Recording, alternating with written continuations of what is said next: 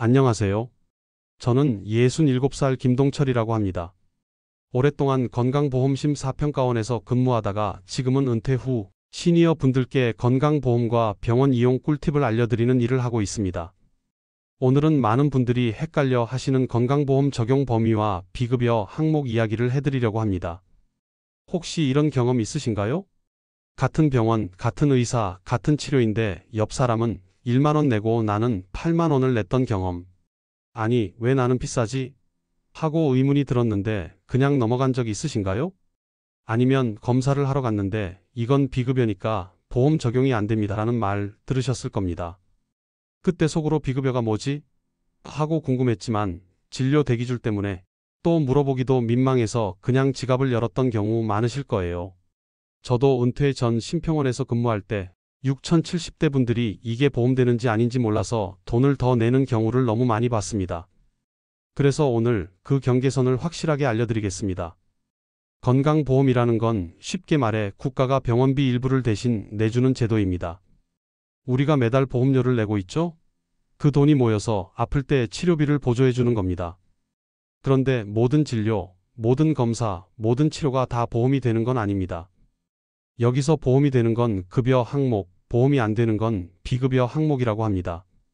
급여 항목은 꼭 필요한 기본 치료나 검사입니다.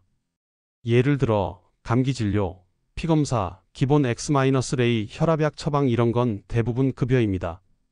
반면 비급여 항목은 꼭 필요하진 않지만 환자 선택에 따라 받을 수 있는 검사나 치료예요. 예를 들어 일부 초음파 검사, 도수치료, 고급 재활치료, 미용 목적의 시술 같은 것들이죠. 왜 비급여가 있을까요? 이유는 간단합니다. 건강보험 재정이 무한하지 않기 때문에 꼭 필요한 곳에 우선적으로 쓰기 위해서입니다. 그런데 문제는 시니어분들께 필요한 검사 중에도 일부는 비급여로 분류돼 있다는 겁니다. 예를 들어 복부 초음파. 몇 년 전까지만 해도 대부분 비급여였는데 지금은 간담낭췌장 관련 질환이 의심되면 보험 적용이 됩니다. 하지만 같은 초음파라도 건강검진 목적으로 하면 비급여입니다.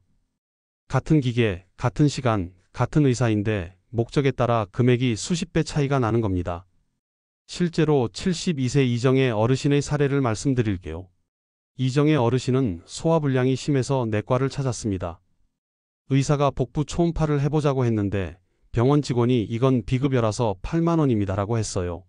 실제로는 어르신의 증상이 간 질환과 관련이 있을 수 있었기 때문에 의사가 진단명을 제대로 기재했다면 보험 적용이 가능했고 8만 원 대신 1만 5천 원만 내면 됐던 상황이었습니다. 진단명 한 줄 차이가 6만 5천 원 차이를 만든 거죠. 누가 유리하고 불리하냐고요? 사실 젊은 사람보다 시니어분들이 훨씬 유리할 수 있습니다.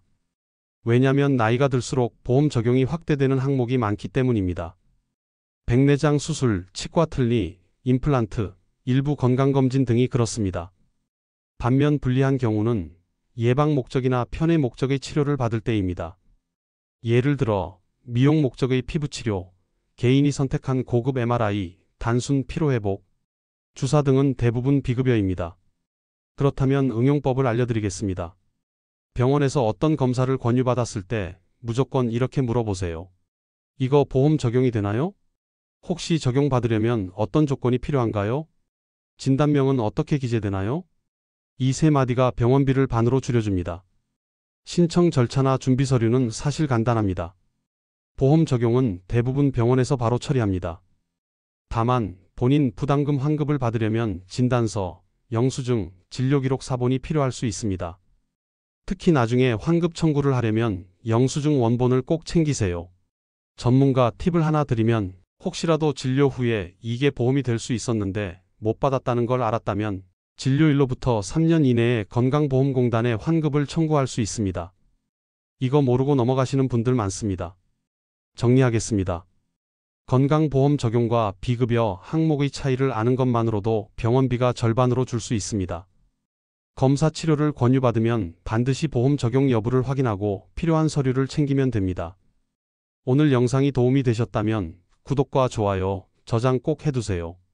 다음에도 시니어분들께 꼭 필요한 건강재정 꿀팁을 가져오겠습니다.